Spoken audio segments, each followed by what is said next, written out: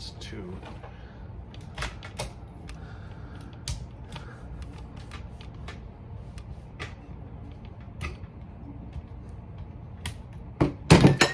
Six. Hello everybody and welcome to this Euro 2020 prediction video. Yes, I said Euro 2020 even though it is the year 2021. COVID obviously canceled the tournament last year. I am of course your host, Logan Blackman of the Logan Blackman Show. You can go and follow the Logan Blackman Show on all forms of social media and on Apple Podcasts and Spotify down in the description below if you're not done so already. Make sure you go and do that. I would greatly appreciate it. We're going to go through the entire Euros, predict the winners of each groups, how the groups will finish out, and then pick the best 4 third-place teams to play in the knockout stages. Then we'll go to the knockout stages and crown ourselves a Euro 2020 champion. Oh my goodness, I cannot wait. So let's get through to the Euros. So as you see on the screen in front of me, we have got the Euro group. So Group A obviously has Switzerland, Turkey, Wales, and Italy. Group B, Russia, Belgium, Denmark, and Finland. Group C is Austria, North Macedonia, Ukraine, and the Netherlands. Then we got Group D with Scotland, England, Croatia, and the Czech Republic. Group E, we've got Poland, Spain, Sweden, and Slovakia. And as you see, I am repping the Swedish boys. We've got the scarf there, the flag back there. This is the official Euro 2020 Sweden jersey.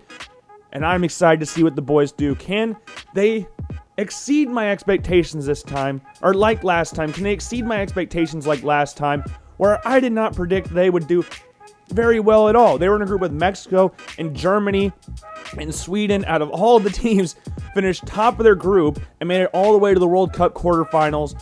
Beautiful tournament for Sweden. Can they do it again? Time will tell. And then for Group F, the supposed group of death, we have Portugal, Germany, the Netherlands, and Hungary. And I'm sorry, Hungary, it's not looking good for you guys at the start of this tournament, as you got the Portuguese, the French, and Germany there. Some of the best teams in the world. The last 3 champions of the 3 biggest cups. You've got the 2016 Euros Portugal, the 2014 World Cup in Germany, and the 2018 World Cup in France. All in the same group.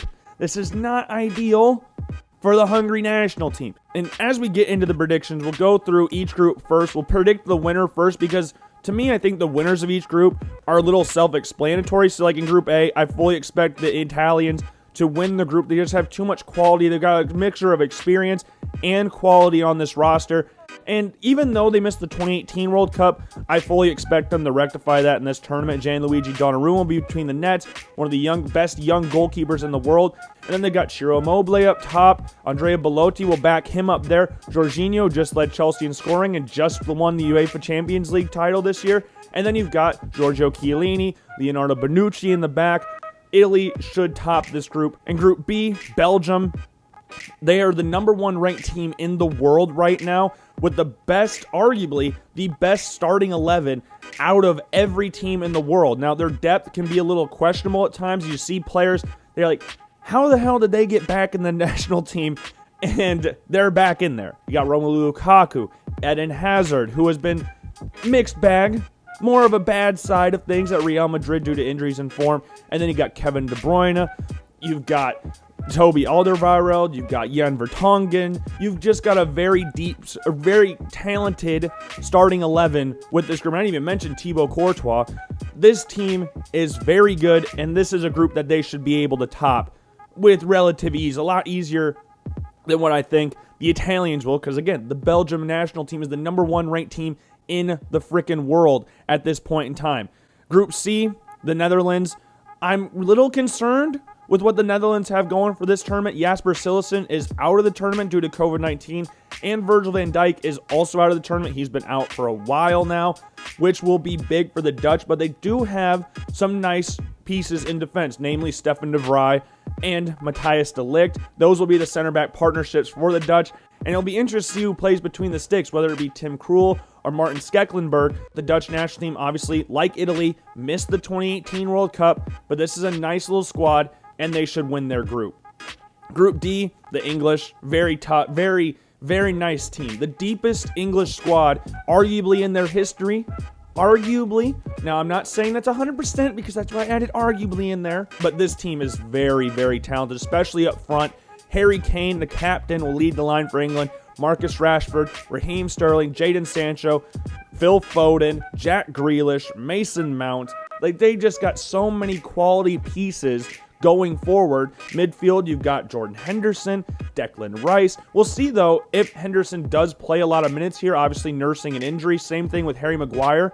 The back line and the goalkeepers are a little bit of an interesting one for England. Not a lot of fans, from what I can tell, have a lot of faith in Jordan Pickford. Now, on the club side with Everton, mixed bag, really mixed bag. But for England, he hasn't really put a foot wrong for England. Obviously, saving a penalty in Colombia was the number one for England as they made it to the World Cup semifinals in 2018.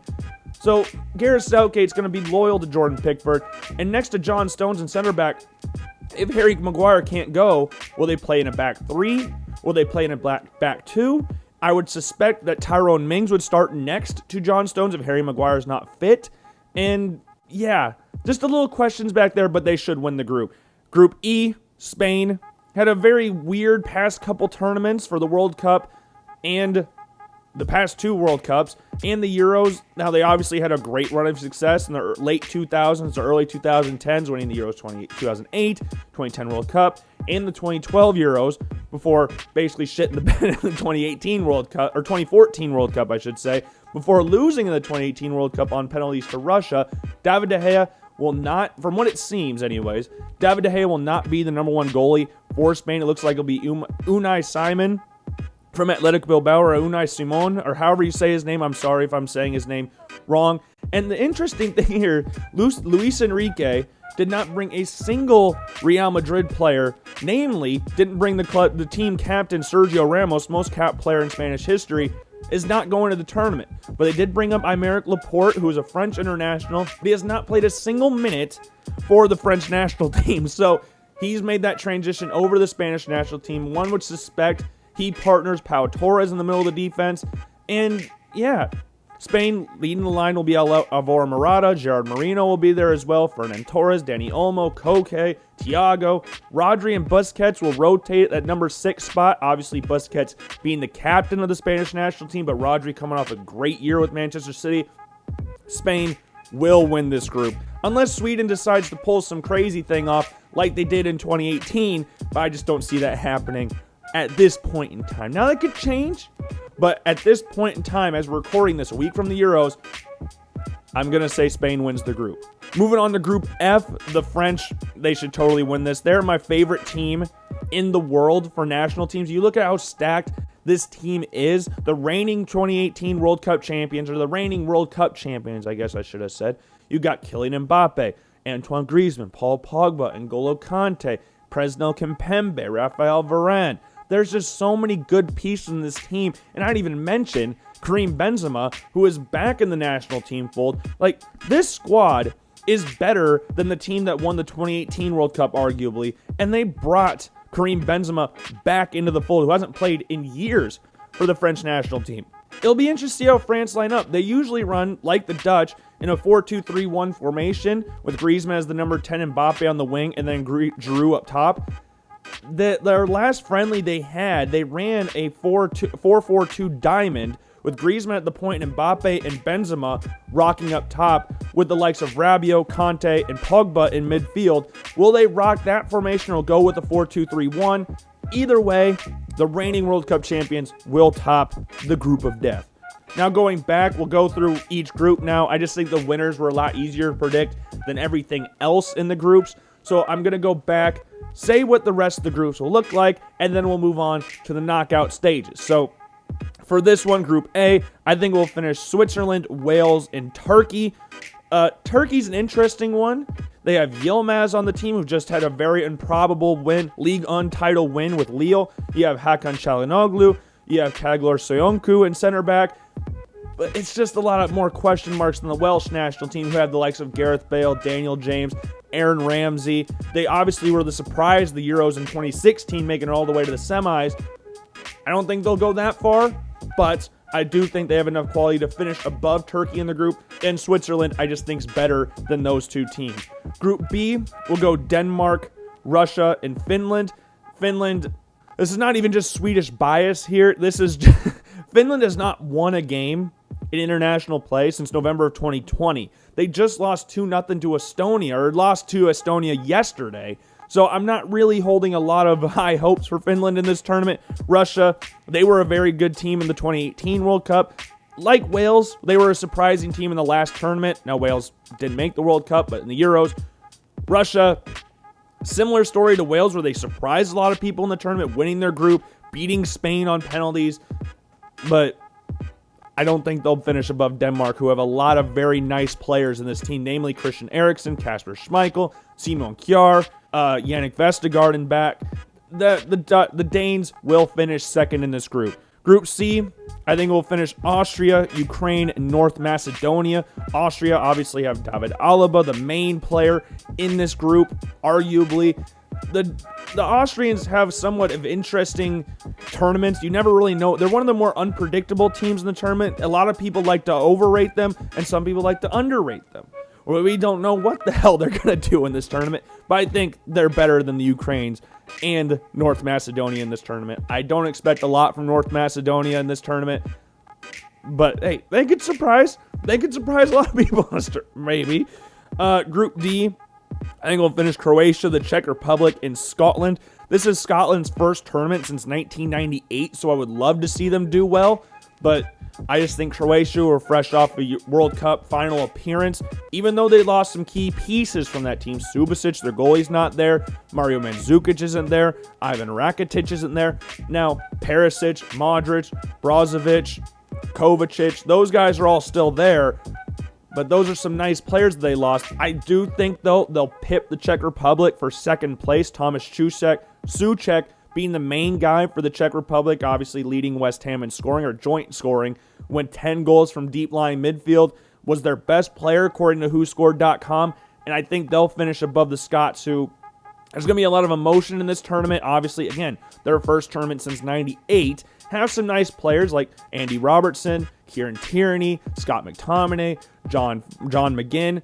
Goalies are a concern. They're older. I think David Marshall will be going in between the sticks for Scotland, who's 38 years old. And the rest of their goalies, none of them, I think, are below 33 years old. So, I don't know. I would love to see the Scots do well, but I just think the other two teams in this group, I think England's clear for the winning of this group, but the other two teams, Czech Republic and Croatia, are just better than the Scots. Group E, this one's tough for the second place spot. Obviously, I've got my ties with Sweden, but Poland's got Robert Lewandowski, arguably the best striker in the world right now. Just broke Gerhard Muller's Bundesliga scoring title in a season. I think he might 40 or 41. I know the record's 40. I don't know if he got 41 or 40. I apologize for that. But Poland and Sweden, in the last two tournaments, the Euro 2016 Euros, the 2018 World Cup, are completely different stories for each team. Sweden in the 2016 Euros finished bottom of their group, scored one goal, and it was by Kieran Clark for Ireland. The squad of Sweden did not score a single goal in that tournament. It was all own goals for Sweden. And then Poland made it all the way to the quarterfinals. And then you go to the World Cup, Poland finished bottom of their group, Sweden win their group, and make it to the World Cup quarterfinals. So it's just two totally different tournaments here. But I think Sweden, as a squad, are better than Poland. They don't have a player as good as Robert Lewandowski. But as a team, I like them more than Poland. And this is just a little bit of a bias as well, just because I'm of Swedish heritage and we got a lot of Swedish stuff around me. So there's going to be some bias in there. I apologize for that. But like the 2018 World Cup, they have a very nice, tight-knit squad. Zlatan was going to be in the squad, but he withdrew due to injury. But I'm not worried as much as the front line now than I was in 2018. Oila Toivonen is not in the squad anymore. John Guidecki's not in the squad anymore. Instead, you got Alexander Isak, and you got Quaison. So I'm very comfortable with this squad, with Marcus Berg as well in there. Isak is an awesome player to watch for Real Sociedad. I'm excited to see what he can do. Dejan Kulusevski will be playing on the wing for Sweden as well as Emil Forsberg on the left. And they're very tight defensively. I'm interested to see who partners Lindelof. Obviously, Andres Granqvist was a part of the 2018 World Cup team of the tournament, but he's older. Even though he's the captain, I don't know if they'll start him every single game in this tournament like they did in 2018. But yes, I think Sweden as a team will finish above Poland, even though, again, they don't have a player resembling Robert Lewandowski's all-around abilities. Nowhere really close to that. And in Group F, I think we'll finish Portugal, Germany, and Hungary. Again, it's just a shame for Hungary. The last 3 tournament winners are all in this group. Germany 2014, Portugal 2016, France 2018. I'm sorry, Hungary, you're finishing last. Portugal has a ton of talent in this roster. Ronaldo obviously being the big one, but João Felix, Diego Jota, Bruno Fernandes, Bernardo Silva, Andre Silva, João Moutinho, Ruben Neves, Rafael Guerrero, the Premier League player of the season, Ruben Diaz, Rui Patricio, Pepe. There's just so many good players in this squad. I just think with Germany, and a lot of people are underrating Germany right now because not a lot of people know what their situation is.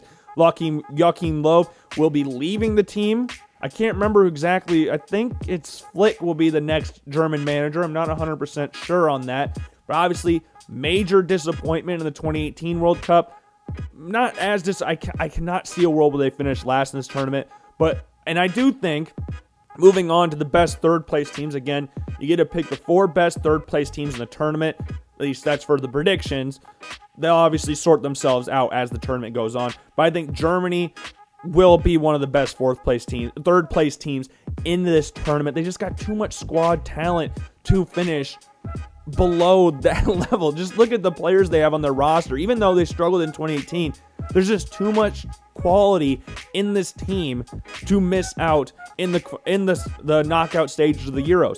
You got Timo Werner, who's very stink-bitten at this point in time, but maybe he comes good during the Euros. You got Kai Havertz, who scored the Champions League winning goal for Chelsea, Serge Gnabry, Ilkay Gundogan. You've got Toni Kroos, Joshua Kimmich, Mats Hummels, Niklas Süle, Antonio Rudiger, Neuer.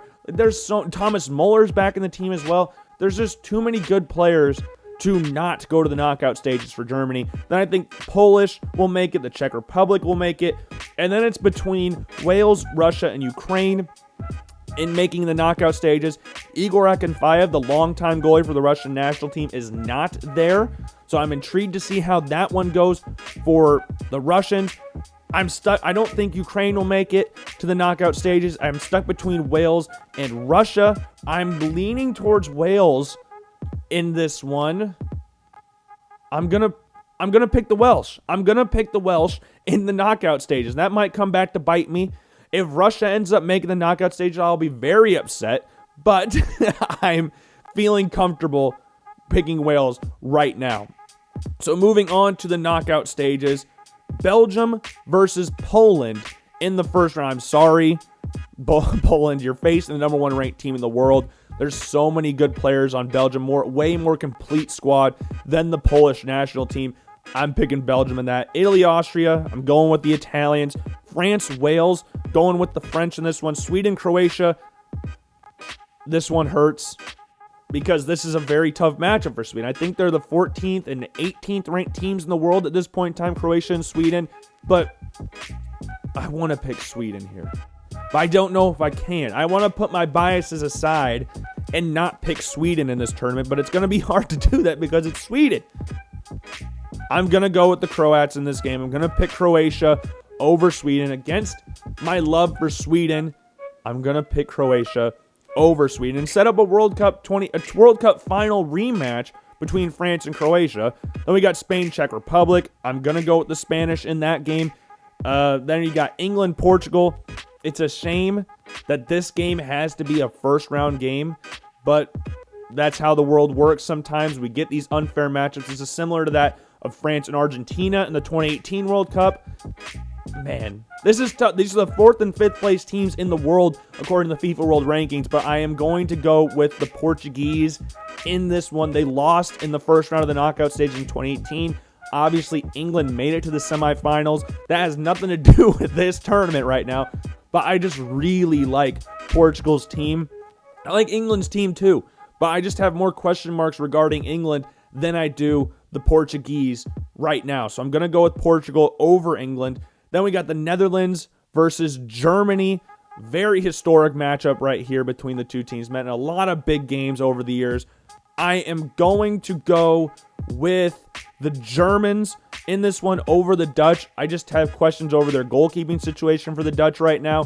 Less questions, weirdly, than the German national team, even though Germany is expected to have a bad tournament and finish third in the group, which is bad for Germany.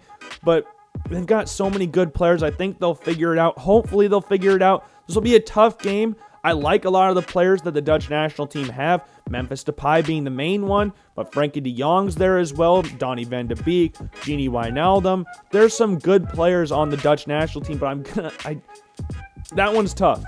That one is tough. And then for Switzerland, Denmark, I'm going to pick the Danes over the Swiss in this game. And then moving back up to Belgium versus Italy, I'm going to pick the Belgian national team over Italy in this game, and I'm going to pick France over Croatia, winning the rematch. They won the first game. They'll win the second game against Croatia if this game actually happens. There's too much quality on both of these teams to lose to the likes of Italy and Croatia. Moving down to the other knockout stage, Portugal, Spain. Again, I think there's a lot less question marks over Portugal than there are for Spain. The goalkeeping situation, Unai Simon is one of them. I think he had the most errors in either La Liga or in Europe last season. So question marks around that. The question marks regarding no Real Madrid players in this team. Sergio Ramos has been a key member of the Spanish national team for freaking ever. He's the most capped player in Spanish history. So I'm very surprised that he did not get his name called up to this team. I'm going to go with the Portuguese over the Spanish in this one. And then Germany, Denmark, I'm going to go with what I think is an upset. I'm going to go with Denmark over Germany in the knockout stages. I really like the Danish national team. I really like what they've got. I like a lot of the players that they have on this team. The main ones are Christian Eriksen and Kasper Schmeichel. But this team, I don't know, something just feels right about picking Denmark over Germany in this game, even though it might be against my better judgment. But there's always that one team that makes it farther than what people might have originally expected them to. I think Denmark will be that team making it to the semifinals. I think that's where it ends for them. I'm going to pick Portugal, and I'm going to pick the French over the Belgian national team. The number 1 versus number 2 ranked teams in the world. I just think France has a lot more squad depth than Belgium. Their starting 11s are very close in regards to how good they are if you want to compare the two. But I'm going to go with the French there. And then we have another rematch. We had a lot of rematches in the knockout stage. We had Portugal versus Spain in the 2018 World Cup. I think that was a 3-3 draw on that one. You have France-Croatia for the 2018 World Cup. And then now we have Portugal and France. And this is a lot less surprising finals appearance than what Portugal's finals appearance was in 2016. But I think the French will be crowned champions of Europe over the Portuguese national team. That would be so fun to watch. Portugal versus France. Again, the reigning World Cup champions versus the reigning Euro champions. It's the best versus the best, and I want to see this happen. So that is my Euro 2020 prediction for the tournament. For as regards to full team or player awards, for the Golden Boot, I'm going to give that to Romelu Lukaku. He's been in great form for Inter Milan, and with Belgium making it all the way to the semifinals, he should be playing long enough to amass enough goals to win the Golden Boot. Obviously, there's going to be Harry Kane's up there, Cristiano Ronaldo, Robert Lewandowski. Maybe someone from the French national team is up there as well. But for like the silver boot, I'm going to give that to Ronaldo. Makes it all the way to the finals with Portugal. Their main talisman, their captain, their leading striker. And then bronze boot, I'm going to go with Harry Kane in this one. England doesn't make it that far in the tournament, so I'm going to keep him there. Robert Lewandowski will obviously be up there as well. But I think England has more that they can provide more for Harry Kane than Poland as a national team can provide for Robert Lewandowski. That's just my thinking of it. They might all tie on goals and we'll have to go through assists and stuff like that, which either way I think Harry Kane will be above that because there's more quality in the English side than there is in the Polish side. And then here's my team of the tournament. It is on the screen right now. I'm not going to go through the entire team right now, but you'll be reading it right now. And yeah, that's what we've got for you for Euro 2020. Great stuff. Very excited to see how these teams do in the tournament. We repping Sweden the entire time, and very excited. very, very excited to see what happens in this Euros. Very unpredictable stuff goes on in these international tournaments. Who will be the surprise team? Who will be a major upset? Time will tell. The Euros start next week, so make sure you tune into that. And I'm Logan Blackman. Reminder, go follow Logan Blackman Show in all forms of social media, and go follow the Apple Podcast and Spotify account. And I will see you all later. Peace.